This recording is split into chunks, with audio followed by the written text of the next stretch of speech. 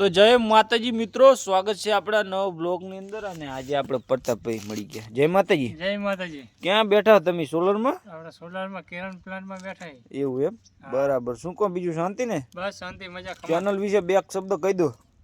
Hello મિત્રો, તો અમારી ચેનલને તમે શેર કરો, સબસ્ક્રાઇબ કરો ને લાઈક કોમેન્ટ કરવાનું તમે ભૂલતા નહીં. આવા નવા બ્લોગ જોવા માટે ચેનલને સબસ્ક્રાઇબ કરો. ને આપણે હતા સોલરમાં, જોઈ શકો છો. બાકી બ્લોગમાં મિત્રો બનાવજો. હવે તો મિત્રો આપણે આવી ગયા વાડીએથી બીજા ખેતર આવી ગયા. પોર આપણે આમાં ચણા હતા, આમાં આપણે 80 મણ ચણા થયા હતા 5 વીઘામાં, જોઈ શકો છો. અત્યારે પણ મસ્ત મજાના ચણા છે, જોઈ શકો છો.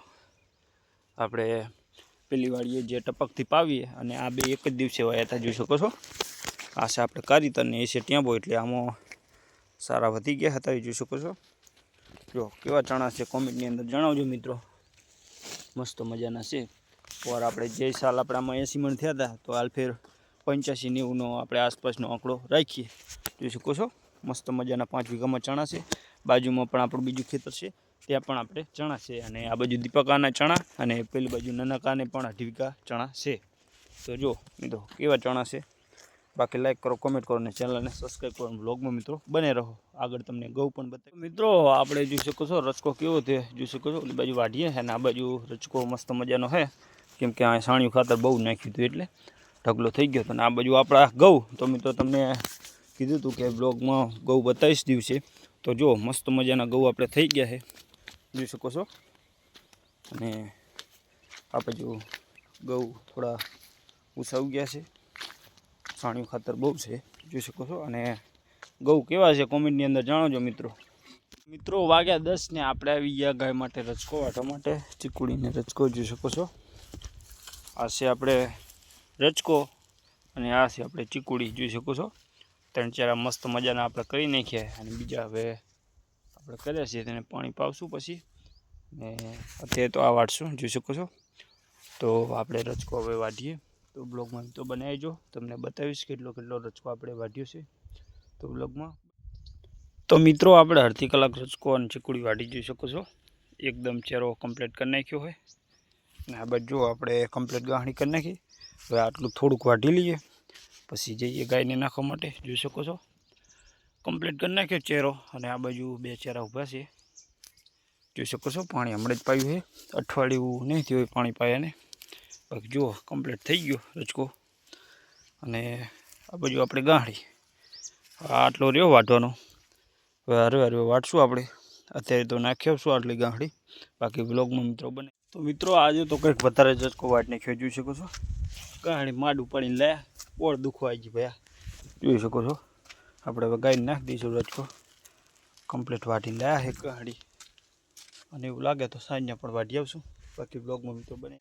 તો મિત્રો આપણે નાખી દીધો ગાયને રચકો. ને આ બાજુ પોલોબા બેઠા આપણે, જોઈ શકો છો. રચકો આપણે બપોર પછી આપણે વાડીએ નથી ગયા અને હવે સાંજના જવાનું છે વાડીએ. તો બ્લોગમાં મિત્રો આપણે આવી ગયા વાડીએ અને આજે રાખ્યો છે ચણાની દાળનો પ્રોગ્રામ. અને આપણે બારે હતા અને આ દાણાની બધું લાવ્યા હતા, ચોખાની.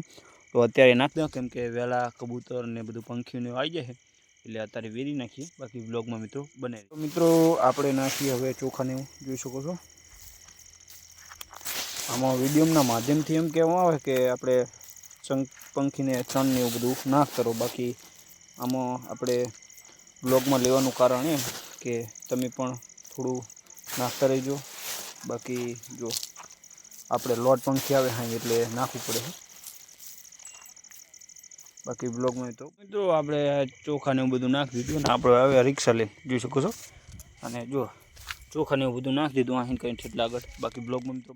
તો મિત્રો આપણે આજે ચણાની દાળનું આયોજન કરેલું કરશે ભાઈ. જય માતાજી. જય માતા. કેમ છો? કેમ છે? અસલ એમ. ટમાટા કાતરા, ટમાટા જો જેવી બનાવી એવું એમ. આ મરચાં અને આ શું આપણે લીલું લસણ અને આ બાજુ ધનિયા અને ઓલી બાજુ તેલ. અને આ બાજુ આપણે અમીરભાઈ. જય માતાજી અમીરભાઈ. શું ચણા ભાગી રહ્યા છો?